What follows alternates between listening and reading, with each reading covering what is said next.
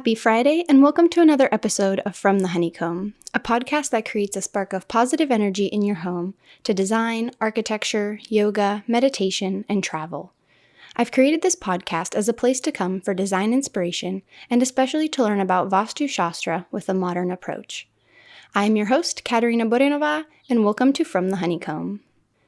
In today's episode, I want to take a step back and talk about ways to design your home with Vastu principles in mind, but without having you remodel your entire home, because I believe there are simple, easy ways to help balance the energy of your home without having to spend thousands of dollars and remodeling your whole house.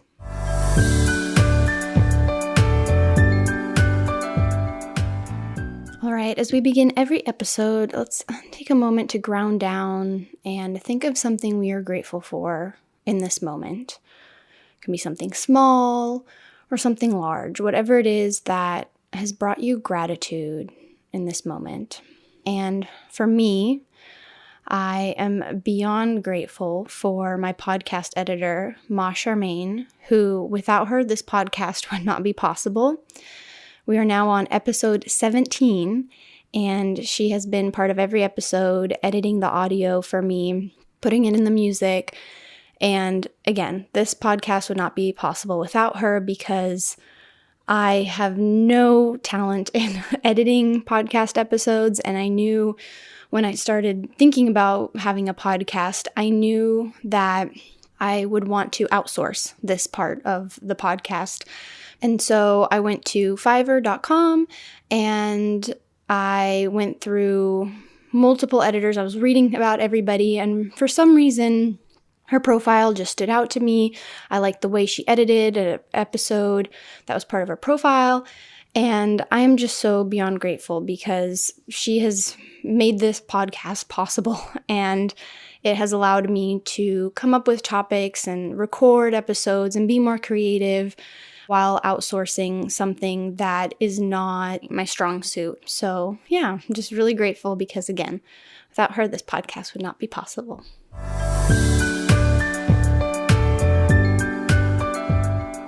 All right, well, let's get into the main topic. So when I first started to learn about Vastu Shastra, I thought, Jesse, we're going to have to move. This house, this apartment, it does not work with half of the Vastu Shastra principles. We have windows in places we shouldn't have windows. We have rooms in places of the apartment that there shouldn't be. Our plumbing is in the incorrect locations. And I just freaked out and I thought, oh my gosh, how is this possible? I am just overstressed. I started to just worry, how can I ever, learn about Vastu Shastra and use the principles when my home doesn't configure to the perfect Vastu Shastra home? And so I struggled a little bit with that first. I thought, maybe this isn't a subject I could pursue because if my home doesn't reflect what I'm learning and what I'm incorporating, what I'm teaching, how am I supposed to learn more about this subject? And so I kind of hesitated at first, but then I took a step back and I thought, you know what? Everybody's going to have this issue because we're all living in, we're renting, we're buying a home, and, we didn't design the home from the ground up. So of course, and also depending on what part of the world you live in and what the architectural style was of the house or apartment or condo that you live in, there's just so many different variables. And so more about learning on how to adapt the Vastu Shastra principles with what you have. And so that's kind of what I've been learning more about Vastu Shastra and putting together the podcast and incorporating different things into my own home, I've noticed I've definitely taken a step back and put less pressure on myself on what has to be correct, how does everything have to align, because there's areas where, and for example, I talked about this in my episode with Stephanie last week about a mirror that we have in our master bedroom. And Jesse liked it in one location where we could see the bed, but according to Vastu Shastra principles, when you have a mirror across from the bed, the negative energy, it bounces back and it reflects onto your bed and it can cause you to have illnesses or injuries. And so when I first read that, I thought, okay, Jesse, we have to move the mirror. But there wasn't really a place in our bedroom to move the mirror to, and we moved it into one new location. And it is kind of weird. It's right close to the door. It doesn't feel right.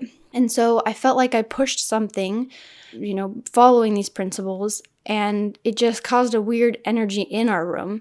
And so we are moving the mirror back. We're probably actually doing it this weekend. We're going to be redecorating a little bit. We have some new pictures from our wedding, and so we're kind of incorporating that. So we're doing a little bit of a, I guess you could say remodel, but redecorating of the home.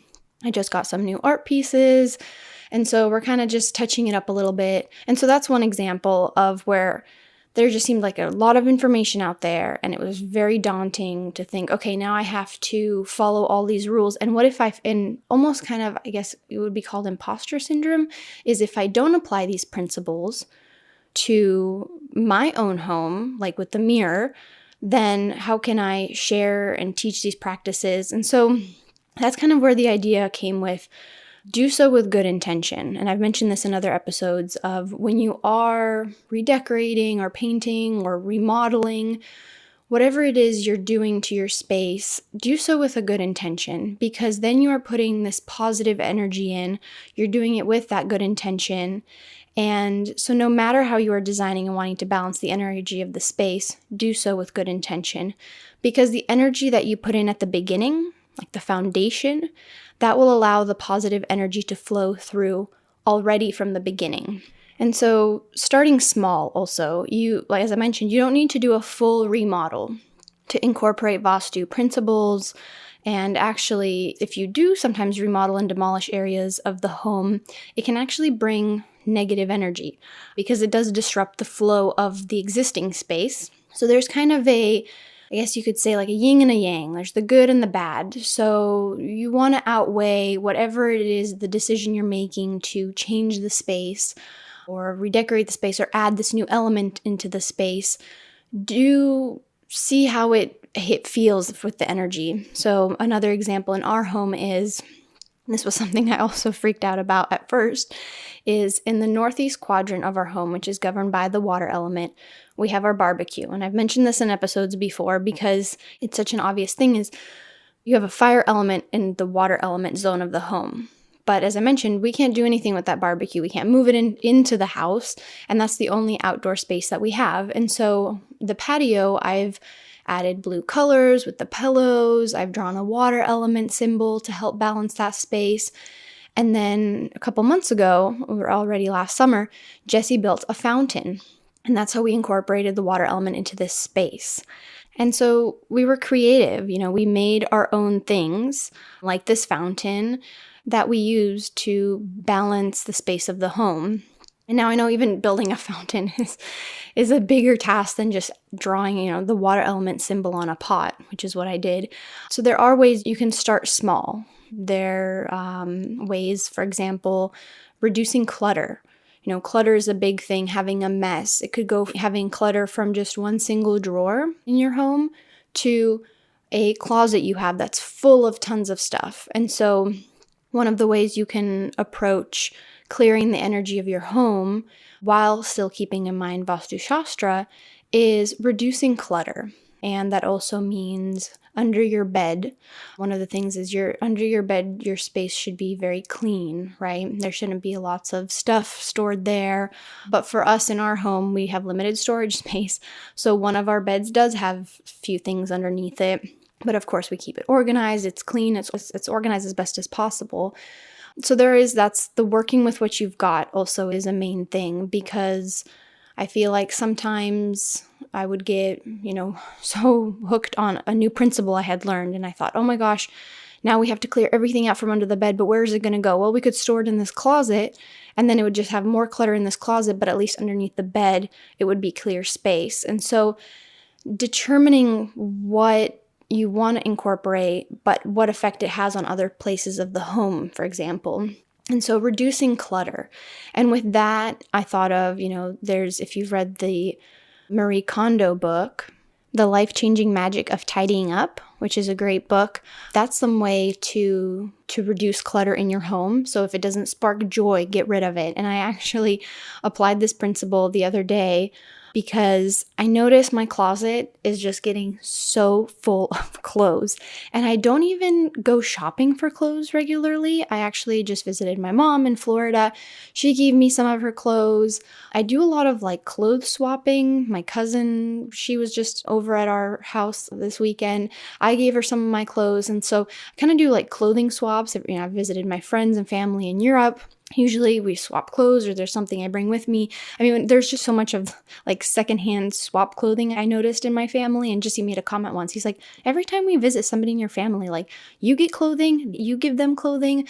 So anyway, my cousin came over the other day and I was looking through my closet and I said, oh my gosh, I feel like I have so much clothes. And she even walked into my closet. She's like, you have so much clothes. And there just seems to just be piling up, but it's not like I'm going on shopping sprees every weekend.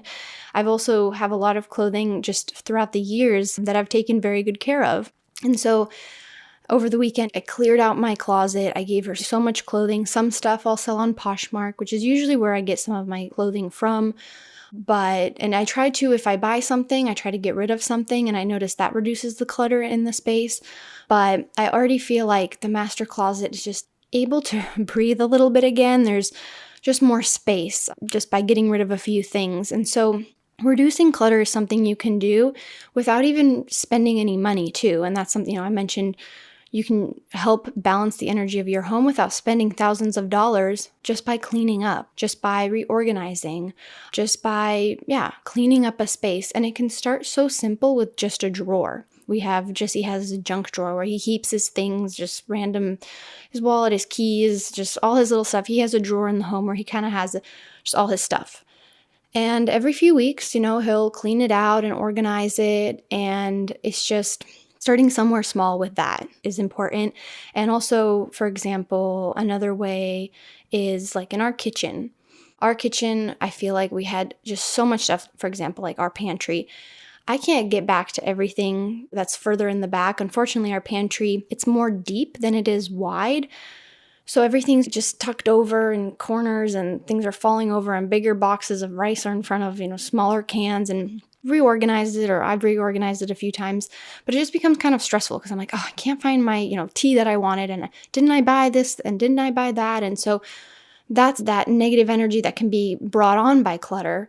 So finding ways you can, just start small, really clean out a drawer, clean out whatever you can, maybe a closet. When I was reading about this, it came up that the teacher I was listening to this course about they said, if you notice, it's very common, especially in the United States and the culture, is you have a not even a junk drawer, but a junk room. It's a closet. It's a space in your garage that just fills up with stuff because it's easier sometimes to just put everything in a closet, close the door, and poof, right? It feels like, oh, there's nothing back there. It's just all that mess is gone because it's behind that door. And so that can build up negative energy depending on where this closet is in your home as well. It could reduce, for example, if it's in, as we mentioned, the northeast corner of the home has to do with abundance. The eastern corner that we've done an episode on has to do with your health. And so I feel like this episode is now becoming all about clutter and space and just making messes. But really, that's one way of clearing the negative energy of the home. And you also feel good. There is something about after cleaning a space, I don't know if maybe it's just me, but I have a sense of like, oh, wow, like I cleaned this space up. Don't I feel so good? Everything looks so nice. I actually vacuumed out my car after, this might be embarrassing to say, the last time I vacuumed the inside of my car was last June, so June 2021.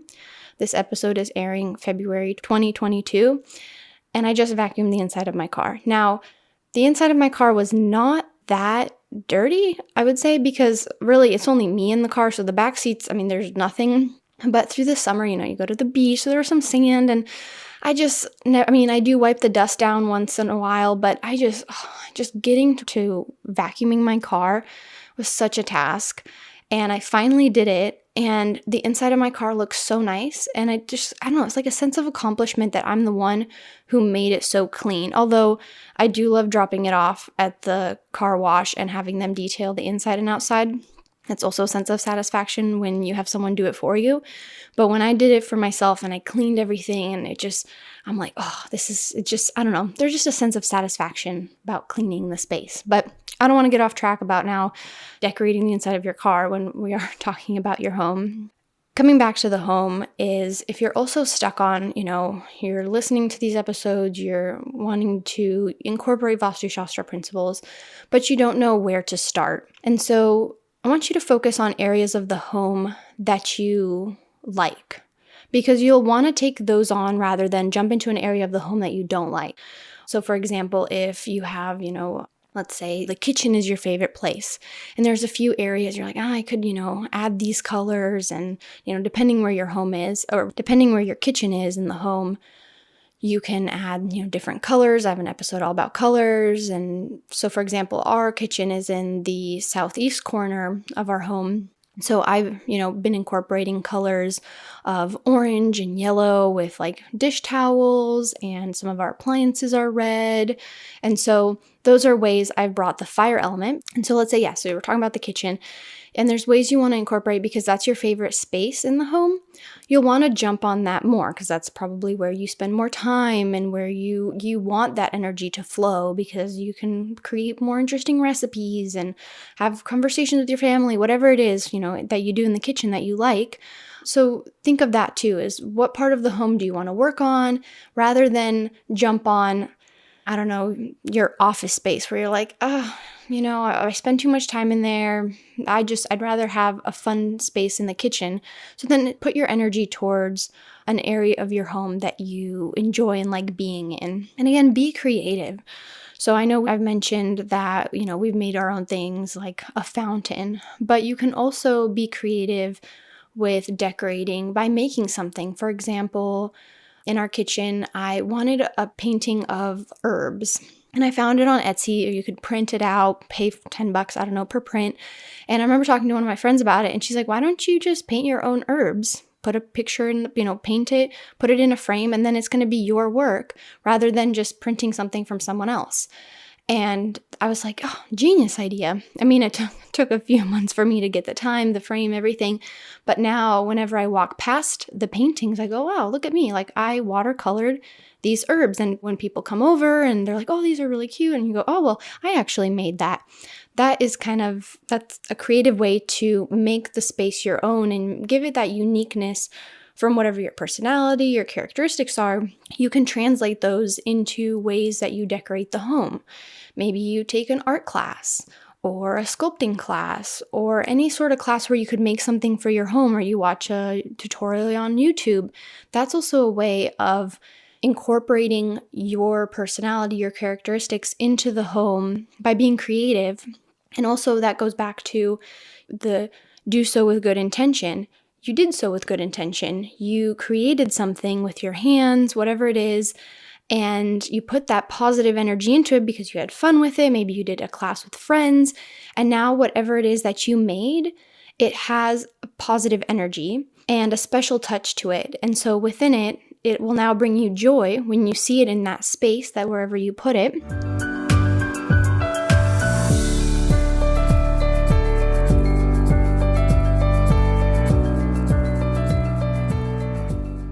At first, applying Vastu Shastra principles, it may seem daunting. It was for me. I mean, I freaked out. I thought, oh my gosh, I can't apply everything. And what if it doesn't work in the space?